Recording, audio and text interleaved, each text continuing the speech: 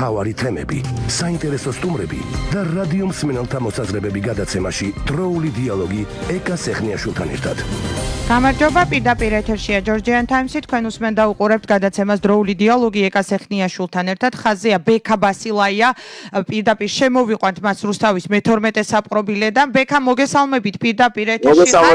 სრულიად ცოცხალი ინფორმაციით აპირებთ ბატონ მიხელთან შესვლას. ჩემი ინფორმაციით მისი ჯანმრთელობის მდგომარეობა დამძიმდა და აი ქალბატონმა ნინო ლომჯარიამ განაცხადა, რომ ელოდება მულტიფუნქციური სამედიცინო ჯგუფის შესვლას. რატომ აპირებთ ბატონ მიხელთან შესვლას და რა მდგომარეობაშია ახლა საქართველოს პრეზიდენტი? ჩვენ ყოველდღიურად ხვდებით ადვოკატები მიხეილ სააკაშვილს, სამუშაო დღეებში. მის ჯანმრთელობის მდგომარეობას რაც შეეხება, ბუნებრივია, ყველას ძალიან კარგად გვესმის, მოშიმშილი ადამიანის მდგომარეობა დღითიდღე მძიმდება და ჩვენ ქართულმა ხალხმა, ქართულმა საზოგადოებამ ყველაფერი უნდა გავაკეთოთ იმისთვის, რომ ძელობიდან გამოვიხსნათ მიხეილ სააკაშვილი. რაც შეეხება მის მდგომარეობას, როდესაც ბოლოს ის ნახეთ, არის საუბრები, რომ ფეხები ძალიან დაუსივდა და ვეღარ გადაადგილდება ისე როგორც საჭიროა. რას ამბობს თვითონ ამაზე? ამას ჩვენ გუშინ ფიზიკურად ვერ ვნახეთ მიხეილ სააკაშვილი, იმიტომ რომ უქმე დღე იყო და აი დღეს რომ ვნახავთ, დამატებით განცხადებასაც გავაკეთებთ, თუმცა დღეს ვინც მოინახულა, ის ადამიანები აცხადებენ, რომ მიხეილ სააკაშვილის მდგომარეობა არის დამძიმებული. ბექა, იყო საუბარი, თქვენ საუბრობდით პირადად, რომ შესაძლოა ქალბატონ სალომე ზურაბიშვილს მიმართოთ რაიმე ფორმით? მე არ მithქვამს, რომ მივმართავთ, არა, მე არ მithქვამს, რომ მივმართავთ. ჩვენ პოზიცია ჩვენ გავაჟღერეთ შემდეგი პოზიცია. გუშინ ქართულმა ხალხმა, ქართულმა საზოგადოებამ დაანახა ივანიშვილის ხელისუფლებას, დაანახა პრეზიდენტ ზურაბიშვილს და დაანახა მთელ მსოფლიოს, რომ ქართული ხალხი ვერ შეეგუება საქართველოს მესამე პრეზიდენტის პოლიტიკურ ტყვეობას. შესაბამისად, დღეს უკვე ჯერი ხელისუფლებაზეა, რომ მიიღონ ქმედითი ზომები მიხეილ სააკაშვილის გასათავისუფლებლად. ეს არის ხალხის მოთხოვნა და ვინაიდან მიხეილ სააკაშვილის მიმართ მართლმსაჯულება არ ხორციელდება და ეს არის პოლიტიკური მძევალი, სწორედაც რომ პოლიტიკური გადაწყვეტილება უნდა იქნეს მიღებული და სალომე ზურაბიშვილის მიერ გადაწყვეტილების მიღება არის ყველაზე მოკლე და ეფექტური გზა ამ უმძიმესი ვითარებიდან გამოსასვლელად. ეს იყო ჩვენი განცხადება. ასევე ბექა, მე მაინტერესებს ოჯახის წევრებთან დაკავშირებით და შემსრულებლებთან დაკავშირებით ლიმიტზე საუბრობს ქართული ოცნება. ესო არ არისო კურორტიო, სადაც ასე შედიან და გამოდიან და წერილები შეაქვთ და გამოაქვთო. რა სიტყვი ამის თაობაზე?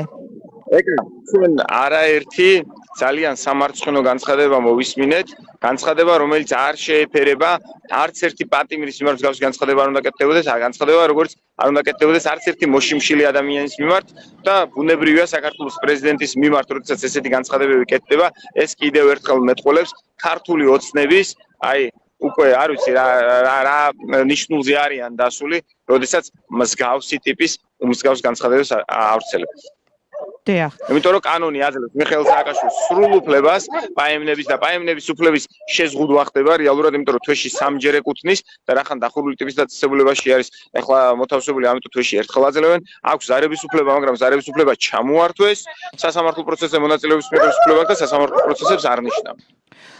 აი სასამართლო პროცესებთან დაკავშირებით რა პასუხს გაძლევენ, რა არის პროკურატურის ოფიციალური პოზიცია? პროკურატურა ამ შემთხვევაში უკვე სასამართლოს პოზიციები გვაქვს, იმიტომ რომ პროკურატურა და სასამართლო ერთი მედლის ორი მხარეა, რა თქმა უნდა, ივანიშვილის ჯიბეში შედან ერთი მარჯვენაში, მეორე მარცხენაში, მაგრამ ფორმალურად ამაზე პასუხს გვცემს სასამართლო. ერთ შემთხვევაში ამბობს, რომ იცით რა 10 ნოემბერს რახან ჩანიშნული მაქვს და ეს ჩანიშნული იყო მიხეილ სააკაშვილის ერთ საქართველოს ჩამოსვლაზე განაცხადებდა. არ შევცვლით ამ გადაწყვეტილებას, რაც არის სრული აბსურდი, პირდაპირ ეწინააღმდეგება ბრალდებულის ინტერესებს.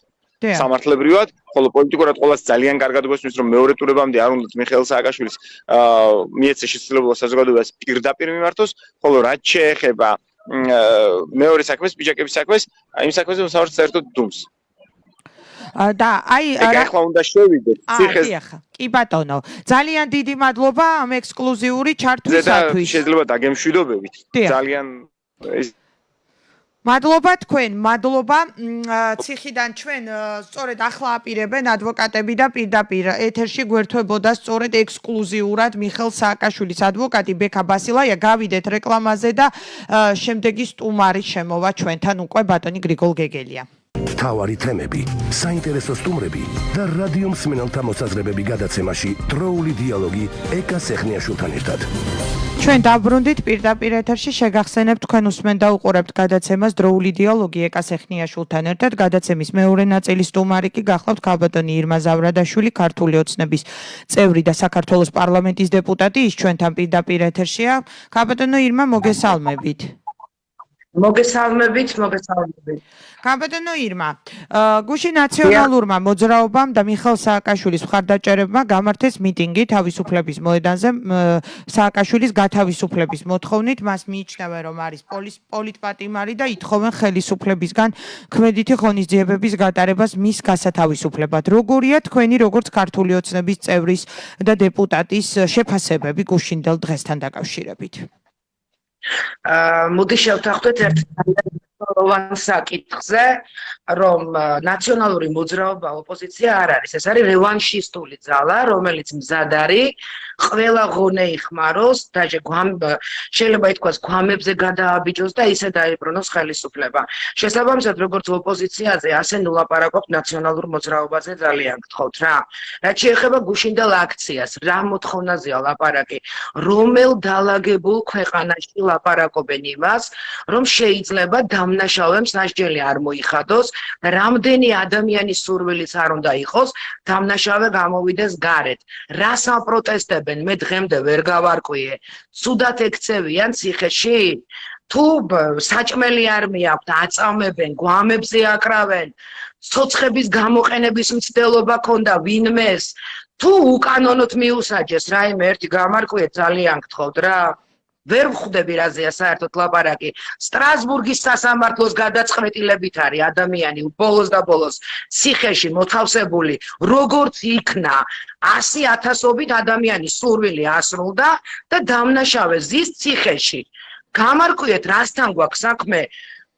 მანიაკალური მიდრეკილება აქვს ამ ხალხის რაღაცა სერიოზულ, თუნდაც იმ რაოდენობას, რომელიც გუშინ რუსთაველზე იდგა, იმისი სურვილი, რომ მანიაკები იყვნენ ხელისუფლებაში. ვერ ვხვდები რა უნდა ამ ხალხს, მართლა ვერ ვხვდები. ნამდვილად ვერ ვხვდები.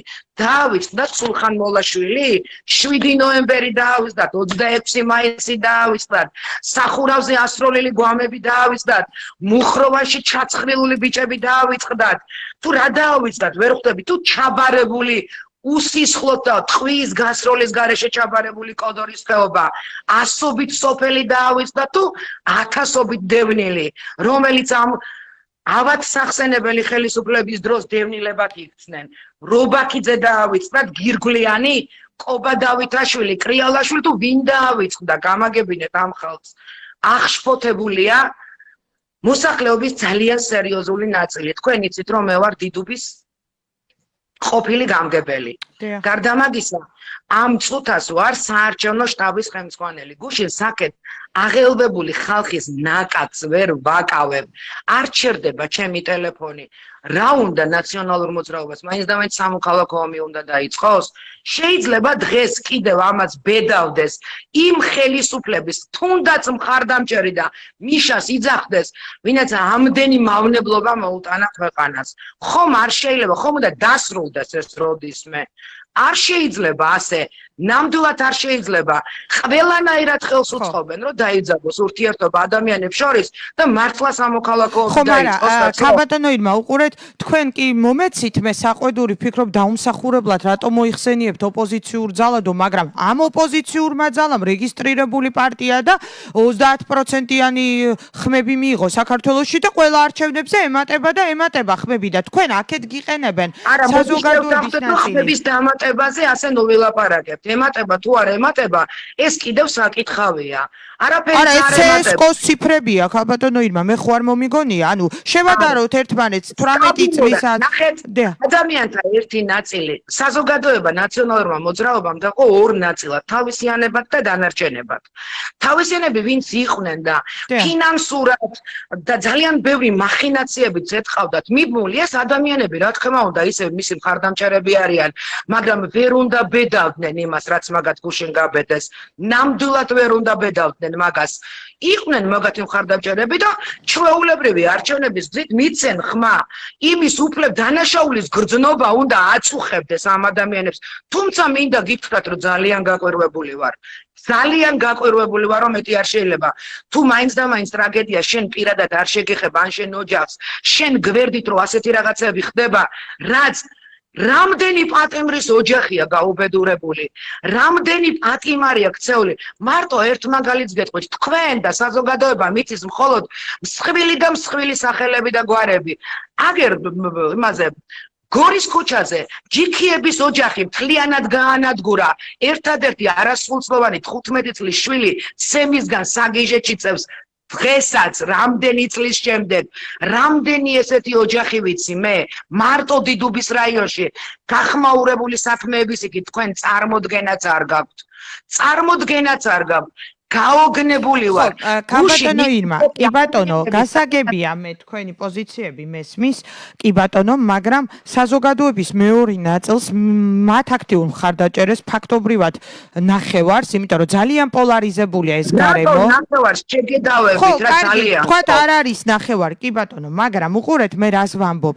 ანუ მე არ მithქვამს ეს, რა ვიცი ხა მე მგონი საკმაოდ ავტორიტეტულ ადამიანებზე ვსაუბრობთ. ბატონი შარმიშელი და სხვები ამბობენ რომ პოლარიზებულია და ამ პოლარიზებაში როგორც ხელისუფლებამ ისე ოპოზიციამ შეიტანა თავისი წვლილი. ასეთი არის ევროპისა და საერთაშორისო ფასილიტატორების შეფასებები. ახლა იმ მღვდელმთავრები ამბობენ ქალბატონო ირმა მე გეთახმებით კი ბატონო თუ ვინმე რამე დააშავა აუცილებლად მან უნდა ზღას სამართლით, უნდა ზღას სასამართლოს გზით და კი ბატონო უბრალოდ რას უპასუხებთ თქვენ მათ? აი როგორ უნდა მოხდეს მაშინ აი გუშინ გადაცემაც ჰქონდა ტელევიზიაში. დავიწყოთ იქიდან რომ ღმერთმა დაიფაროს საქართველოს მოსახლეობის და ჩვენი საზოგადოების ნახევარი ფიქრობდეს ასე. ეს ასე არ არის. და მოდი დავითვალოთ რამდენი ვართ კაცო, ელემენტარული არითმეტიკაა ეს. შეიძლება საზოგადოების გარკვეული ნაწილი რაღაცა ფორმით დღესაც ვინც კარგ ცხოვრებას ყავდათ მიჩვეული და მიჩვეული რა თქმა უნდა დღესაც მათი მხარდამჭერი იქნება, მაგრამ ეს არ არის საზოგადოების დიდი ნაწილი. ნამდვილად არ არის და დავითვალოთ რამდენი ვართ და რამდენი იღებს არჩევნებში მონაწილეობას. რამდენი მონაწილე ყავს არჩევნებს და საზოგადოება ნამდვილად არ არის ბევრი ის ვინც გუშინით იდგა. დაუშვათ არ არის ბევრი. კი ბატონო არ არის ის 50,000 იყო თუ 30,000 იყო. არა აქ ციფრებს გავეშვათ. ანუ მე რას გეკითხებით?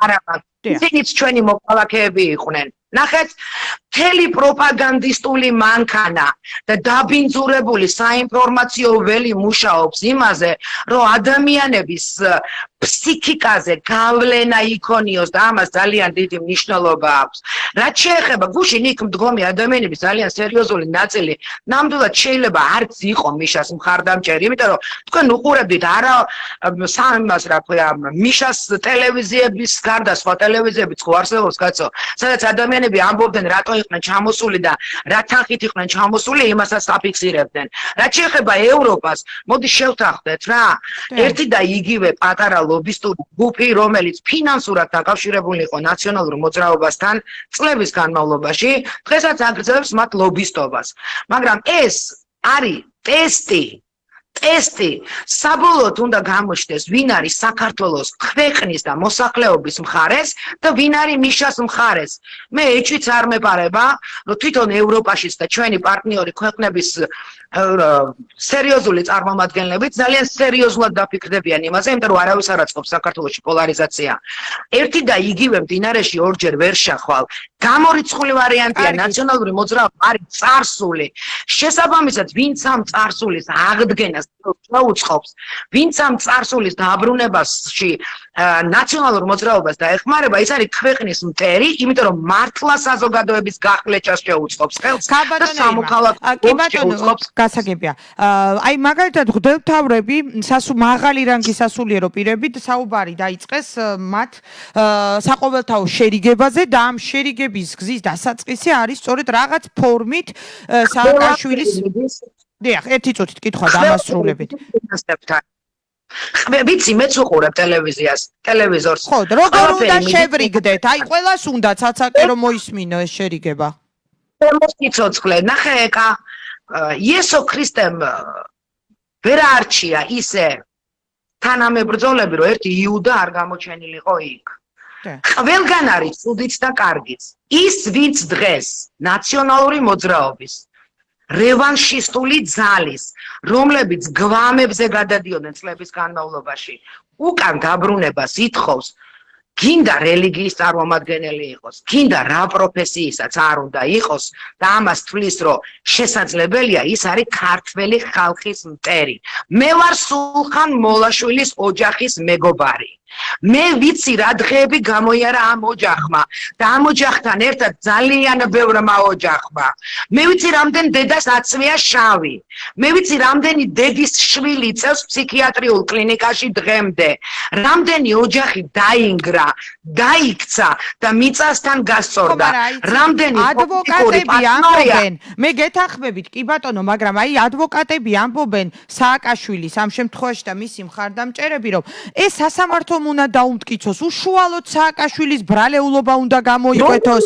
აი რატომ უნდა დაუმტკიცოს? მერტო ჩემო, სამი ინსტანციის სასამართლოს გადაწყვეტილებით ადამიანი ზის ციხეში და ამას ზედ ერთვის კიდე სტრასბურგის სასამართლოს გადაწყვეტილება, სადაც შავი თეთრით წერია აგერ სასამართლო შოკირებულია რომ აღნიშნული საქმის გამოძიების გაყალბებაში ჩართული იყო მთელი სახელმწიფო ვერტიკალი.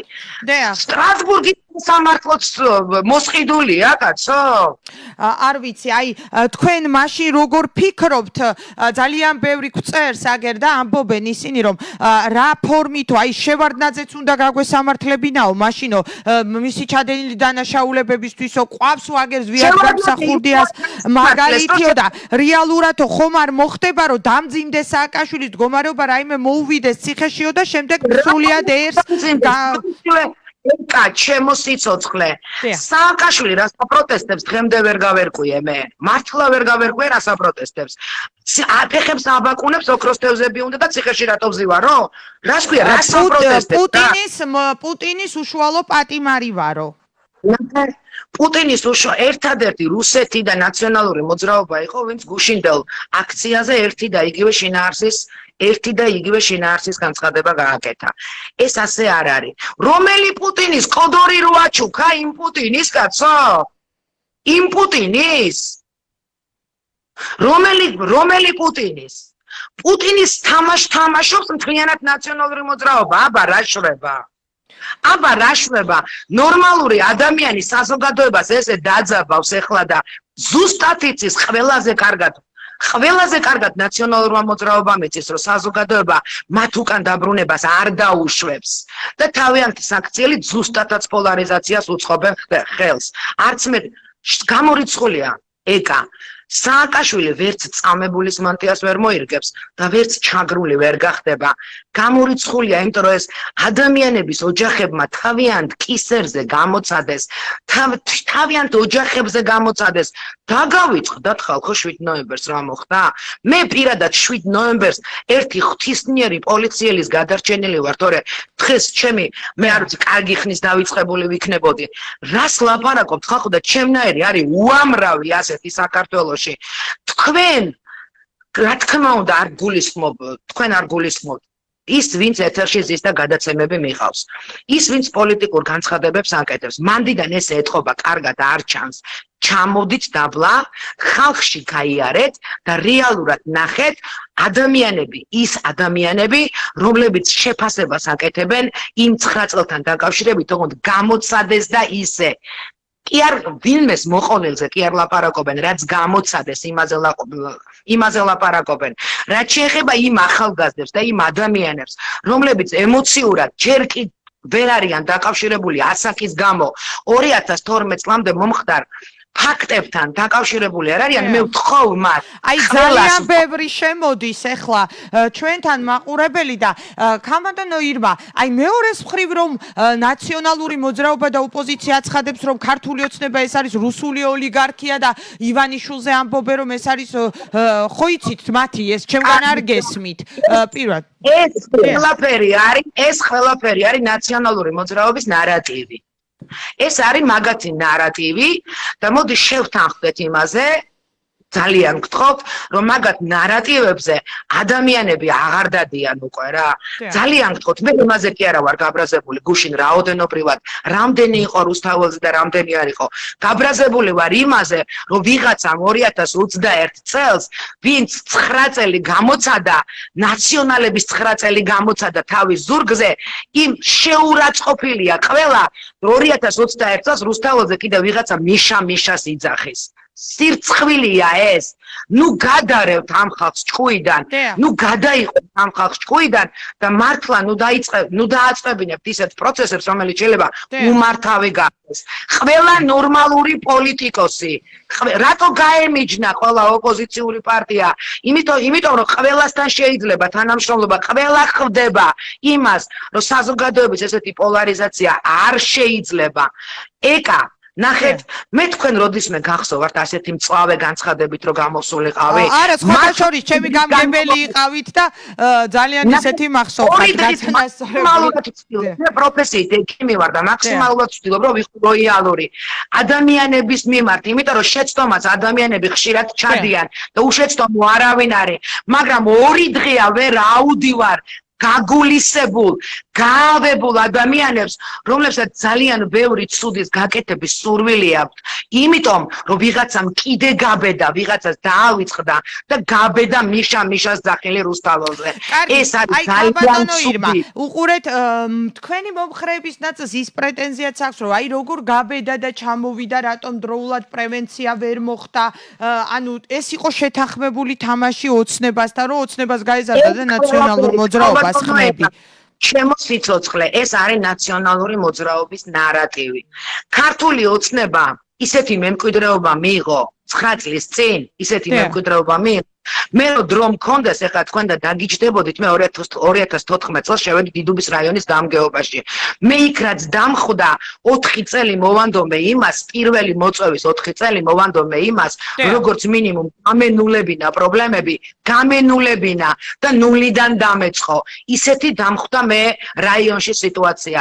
ქვეყანა 9 წლის წინ ქართულმა ოცნებამ გადაიბარა აბსოლუტურად აი როგორც ბატონო ირმა, სხვათა შორის ნაციონალები ამაყობენ, რომ დიდუბეში კი არა და მთლიანად საქართველოში რეფორმები გააკეთეს, სკვერები, ინფრასტრუქტურა, გზები. რეფორმები გაიარეთ აგერ პლეხანოვზე, ფასადი გაკეთებულია და შიგნიდან ინგრევა, ყველაფერი ინგრევა.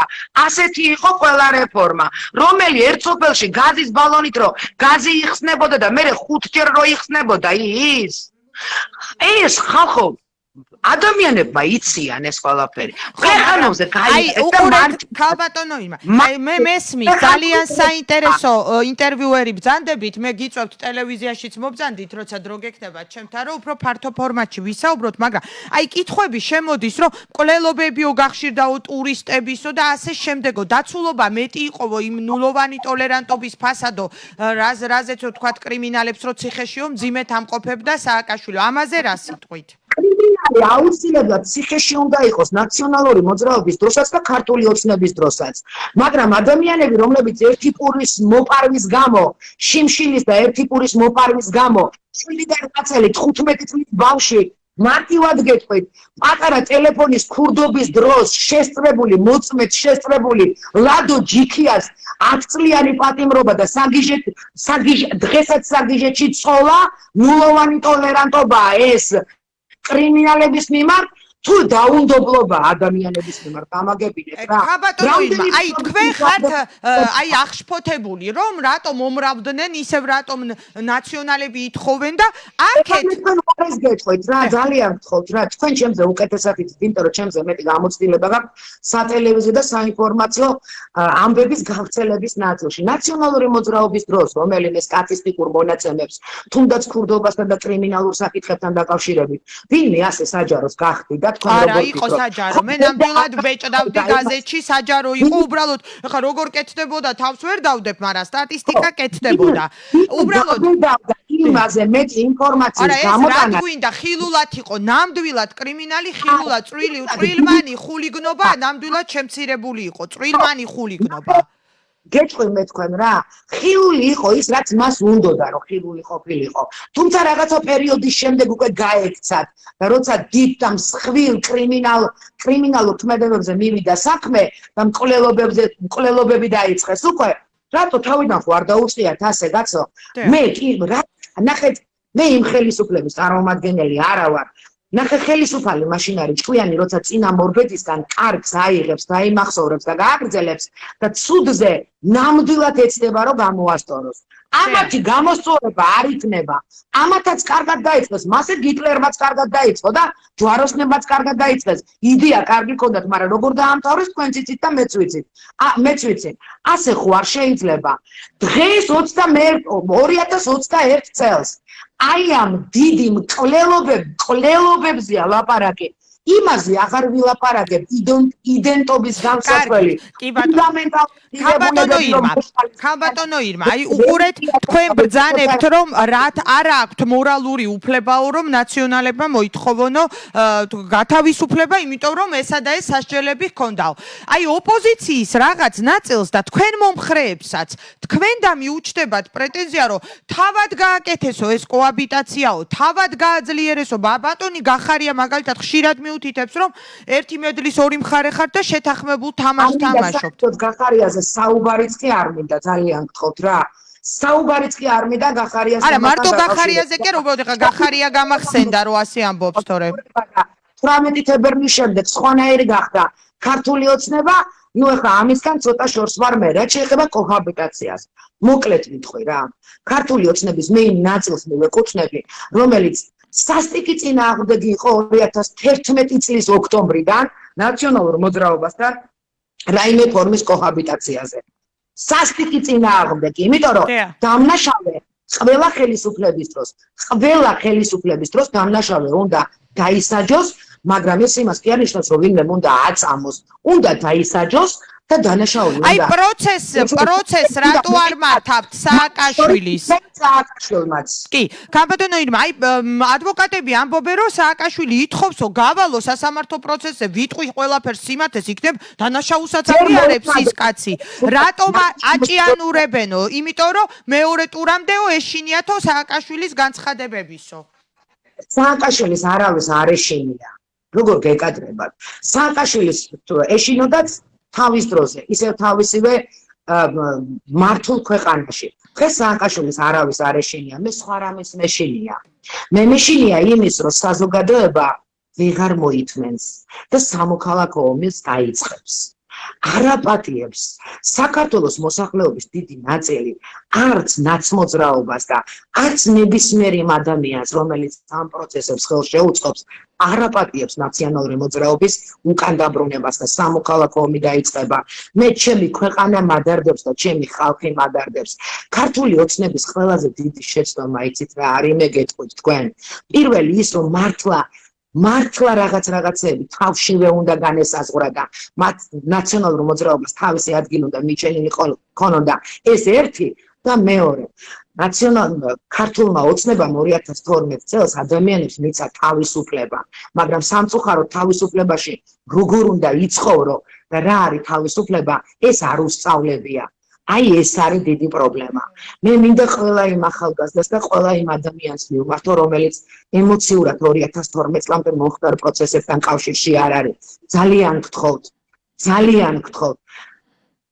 ყველა დეტალი, ყველა ფაქტი, ყველა ნიუანსი, არა Facebook-ის დონეზე, არა სოციალური ქსელების დონეზე, არა არც ერთი ტელევიზიის დონეზე, არქივის, ფაქტების, ადამიანების, პიროვნებების, ვისაც გადახდა, მათი მონაყოლის საფუძველზე გააკეთოს დასკვნა და მათი მონაყოლის საფუძველზე გააკეთოს არჩევნებში მეორე ტურში არჩევანი. ქალბატონო ირმა, აი დიახ, ბატონო ღმერთმა დამიფაროს, როდის მე იმ ჭკუაზე მოვიდე, რომ მე ის გამიხადეს, რაც დღეს საქართველოში ხდება. არა, მე ამ ქვეყნიდან წასვლას არ ვაპირებ, აქ იზრდება ჩემი შვილი და მინდა, რომ ეს საზოგადოება ორ ნაწილად საბოლოოდ არ გაიხრიჭოს და სამწუხაროდ ძალიან ბევრად უფრო მეტია 3-ჯერ, 4-ჯერ და 5-ჯერ მეტია ის ადამიანები, შეიძლება ადამიანი არჩევნებში არ მოსულა და ხმა არ მოუწია არც ქართული ოცნებისთვის. ხალხში გადით და იკითხეთ და არც ნაციონალური მოძრაობის. კი ბატონო, ქალბატონო ირმა, აი კარგი რაღაც ბძანეთ თქვენ, ხალხში გადით და იკითხეთო. გესმით ჩემი ხმა? აი თქვენ რო ბძანებთ რომ ხალხში გადით და იკითხეთო, აი გავდივართ და გვეუბნებიან, კარგით, გავიგეთ, რომ ეს სააკაშვილს ჰქონდა თავის სისტემური დანაშაულებები. ამისთვის იჯდა მერაბიშვილი. ზის ახალაია იჯდა, ზის ქარდავააგერ, ზის კაცო, აღარ მინდა ამ 9 წელზე საუბარი, რას გამიკეთებს ოცნება, რა მომცა ამ 9 წელში, გათანაბრდაო ეს 9 წელიო. რას მაძლევს, როგორ მაკმაყოფილებს, გზას როგორ მიკეთებს, დოლარი რატომ ავარდა, პური რატომ ძვირდება, ამებს ითხოვს უკვე. მიხვდით? ეკა ეს 9 წელი და ის 9 წელი ერთმანეთს არასოდეს არ შევადაროთ ძალიან ფოთ და მარტივი მიზეზის გამო. მე კი არ ვადარებ, ქალბატონო ირმა. მე კი არ ვადარებ თქო. ზოგადად ასე გვეუნებია. გვამზე არ გადაუვლია. ქართულ ოცნებას არ უწამებია არავინ.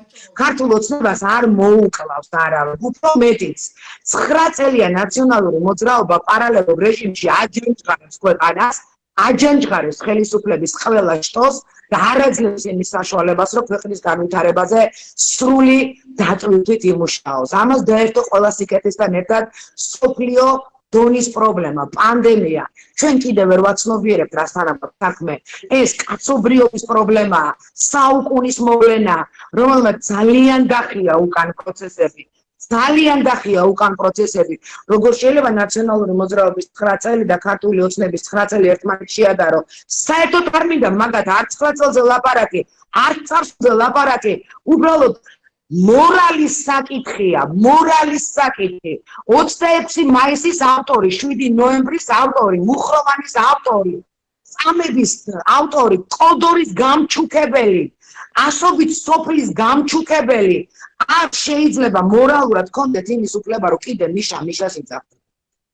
არ შეიძლება ამის. არა, გავიგეთ, რასაც ბძანებთ. ის ადამიანები, ვინც არც მიშას იძახიან და არც გრიშას და საკმაოდ დიდი რაოდენობით მათ ჭირდებათ კარგი საყოფაცხოვრებო პირობები, კარგი სახელმწიფოს მშენებლობა, სამოქალაქო ინსტიტუციების დაცვა, რომ ხელმისაწვდომი იყოს ჯანდაცვა, რომ პური არ გაძვირდეს, რომ კომუნიკაციები ასე არ ორმაგდებოდეს, კომუნიკაციების გადასახადები, გასაგები. თორემ ადამიანის ღირსებაც მნიშვნელოვანია. ჩემთვის ახლა ჩვენი მსმენელის ის შემოვიდა როგორ აბა შიმშილი თუ მოვკვდებიო აგერ კაცი მწერს კაცო აღარ მინდა მისჩემნია ის ნულევანი ტოლერანტობაო დიახ არა ნულოვანი ტოლერანტობით გადასახადები ვერ დაქვეითდება ნამდვილად რა ჩვენ მივადეთით ახლა იმ საკითხებს რომელიც დიახ ძალიან მნიშვნელოვანია დიახ ადამიანების საყოფაცხოვრებო პირობები უნდა გაუმჯობესდეს დიახ კიდევ უნდა განვითარდეს ის ეკონომიკა რომ ადამიანის თითოეული ოჯახის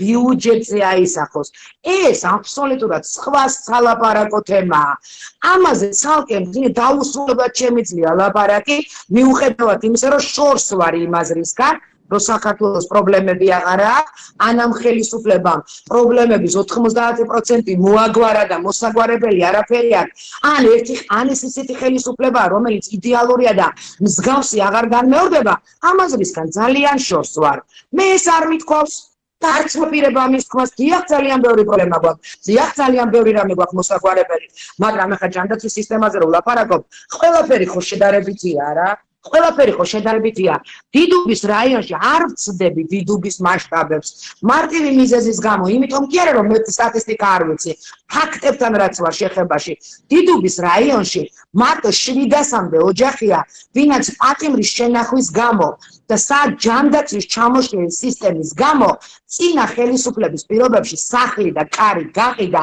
უსახკაროდ დარჩა და ქირით გასაყვანია ან ვიღაცასთან არის შეკედლებული აი ასეთი სტატისტიკა გამხდა მე დიდუბის რაიონის გამგეობაში და დღეს გეთანხმებით თქვენ მე რომ ძალიან ბევრი რამე კიდევ გასაკეთებელია მაგრამ როცა ჯანდაცვაზე და საყოფაცხოვრებო პირობების გაუმჯობესებაზე ვლაპარაკობ ძალიან ვთხოვ ყველაფერი იგივე მაგალითად სიღარიბის ზღვარს მიღმა ადამიანების რაოდენობაზე გული მტკივა ყოველდღიურად იმდენ ადამიანს ხვდები მე თვითონ ვინც ძალიან გაჭირვებულია ძალიან ცუდია ის რომ დღეს კიდევ საქართველოში 9 მილიონამდე ადამიანი არსებობს ესეთი რომელიც სიღარიბის ზღვარს მიღმა არის მაგრამ 1,9 მილიონი იყო და ეხლა 9 მილიონია ხომ არ შეიძლება ეს არ დაინახო ადამიანმა კი ეს უნდა იყოს ნამდვილად არ უნდა იყოს და ყოველდღიურად ვწtildeო პირადად მე ჩემს აქციელზე ვაგებ პასუხს ყოველდღიურ ცხოვრებაზე რასაც მე ვაკეთებ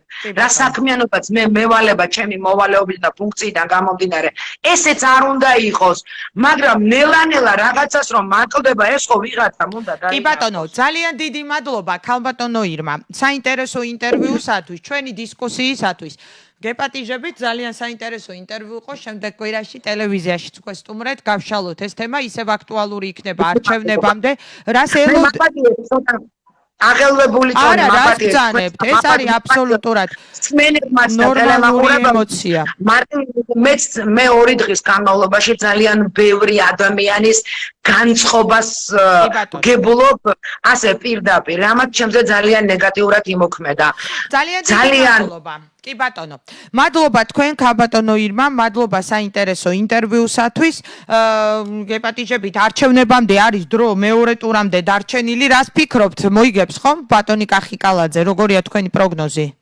ბატონი კახიკალაძე არის უალტერნატივო ქალაქის მერი ნამდვილად უალტერნატივო და ეს მარტო იმიტომ კი არა რომ ბატონი კახიკალაძე ქართული ოცნების კანდიდატია კახი არის ადამიანი, რომელმაც თავისი შრომით, თავისი საქციელით, თავისი მუშაობით ნამდვილად დაიმსახურა ეს თანამდებობა და მე თუ მკითხავთ უბრალოდ ჩვენ დრო და ფორმატი არ ყოფნის ამის ისტორია.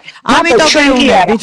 ნებისმიერი ევროპის ქვეყანას შეშურდებოდა ისეთი მერის ყოლა ქალაქში როგორც კახიკალაძეა. ხო და რაღაც ფორმატი არ ყოფნის, უკვე სატელევიზიო ფორმატში გეპატიჟებით შემდეგ კვირას. ძალიან დიდი მადლობა ირმა ზავრაგაშვილი, დეპუტატი, საქართველოს პარლამენტის წევრი და ქართული ოცნების წევრი გვერდთვებოდა. დიდი მადლობა რომ გვისმენდით და გვიყურებდით მომავალ შეხვედრამდე. მთავარი თემები, საინტერესო სტუმრები და რადიო მსმენელთა მოსაზრებები გადაცემაში დროული დიალოგი ეკა სეხნიაშვილთან ერთად.